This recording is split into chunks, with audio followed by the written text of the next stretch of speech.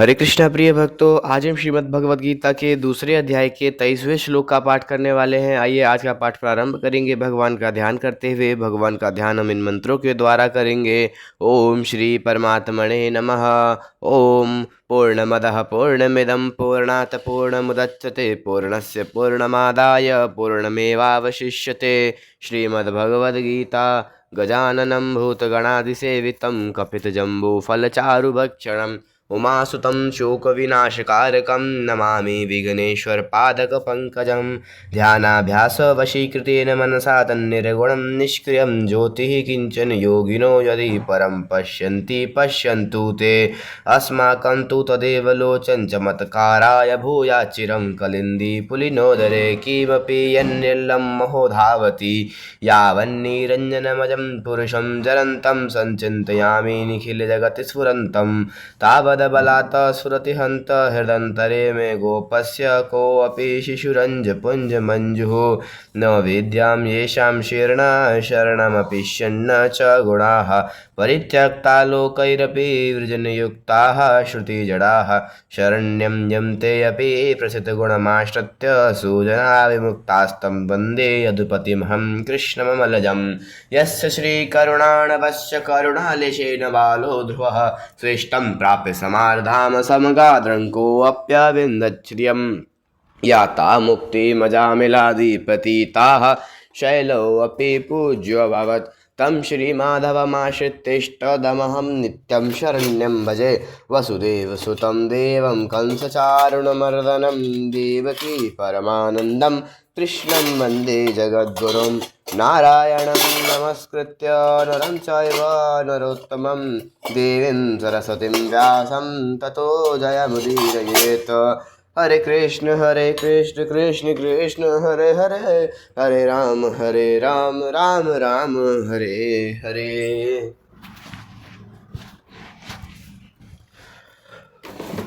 आज का पाठ प्रारंभ करते हैं। श्रीमद् भगवद गीता के दूसरे अध्याय का 23वां श्लोक। पहले दृष्टांत रूप से शरीरी की निर्विकारता का वर्णन करके अब आगे के 3 श्लोकों में उसी की प्रकारांतर से वर्णन करते हैं।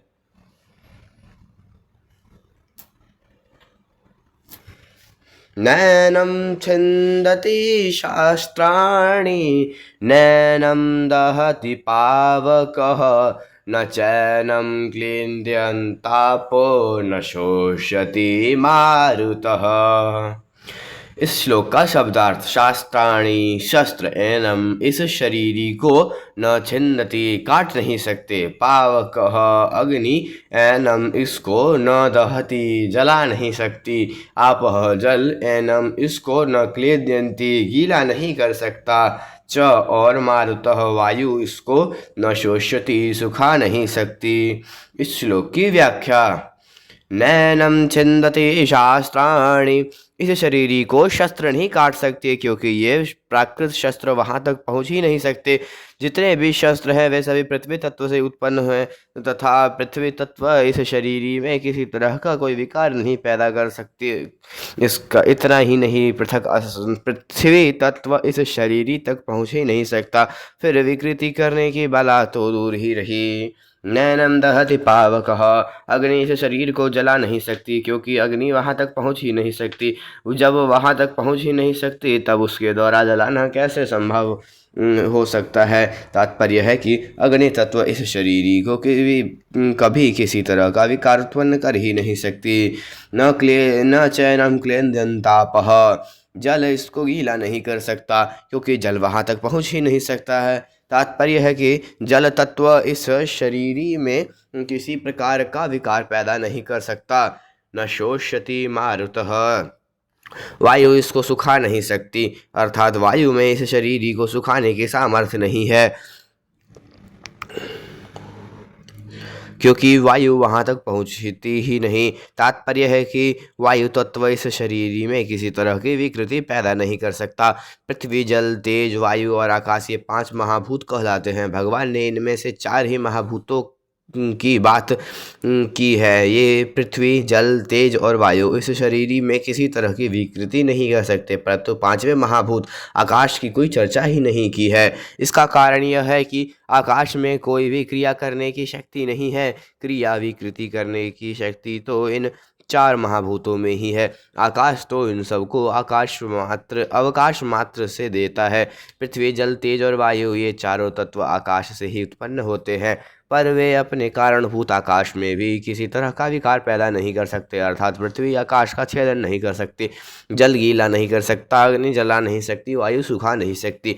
जब ये चारों तत्व आप अपने कारणभूत आकाश को, आकाश के कारणभूत महत्व तत्व को और महतत्व के कारण प्रकृति को भी कोई क्षति नहीं पहुंचा सकते, तब प्रकृति से सर्वथा अतीत शरीर तक ये पहुंच ही कैसे सकते हैं। इन गुण युक्त पदार्थों की उस निर्गुण तत्व में पहुंच ही कैसे हो सकती है? नहीं हो सकती। शरीर नित्य तत्व है। पृथ्वी आदि चारों तत्वों को इसी से सत्ता स्फूर्ति मिलती है, अतः जिससे ये इस तत्वों को सत्ता स्फूर्ति मिलती है, उसको ये कैसे विकृत कर सकते हैं?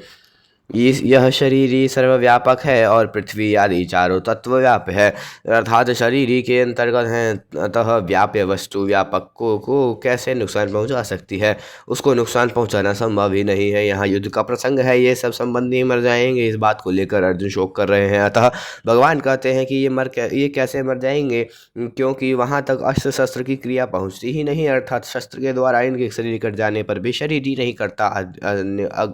अग्न्यास्त्र के द्वारा शरीर जल जाने पर भी शरीर ही नहीं जलता, वर्णास्त्र के द्वारा शरीर गल जाने पर भी शरीर ही नहीं गलता, व्याव्यास्त्र के द्वारा सूख जाने पर भी शरीर ही नहीं सूखता। तात्पर्य है कि अस्त्र शस्त्रों के द्वारा शरीर मर जाने पर भी किसी शरीर ही नहीं मरता, प्रत्यु जो का त्यों निर्विकार रहता है। अतः इसको लेकर शोक करना तेरी बिल्कुल ही बेसमझी है। इस श्लोक का परिशिष्ट भाव हम कहते हैं कि शरीर है तो परिवर्तन शरीरों में होता है शरीर ही में नहीं होता। शरीर जैसे काठ है तो विकृति काठ में आती है में नहीं आती। काठ कटता है नहीं कटता। काठ जलता है नहीं जलता। काठ गीला होता है गीला नहीं होता। काठ सूखता है नहीं सूखता। काठ कभी एक रूप रहता है नहीं और है कभी अनेक रूप होता नहीं। इस स्थान पर है का तात्पर्य शरीरी से है। अगर आप सभी को अभी तक वीडियो पसंद है तो वीडियो को लाइक करें व चैनल को अच्छे से सब्सक्राइब कर लें।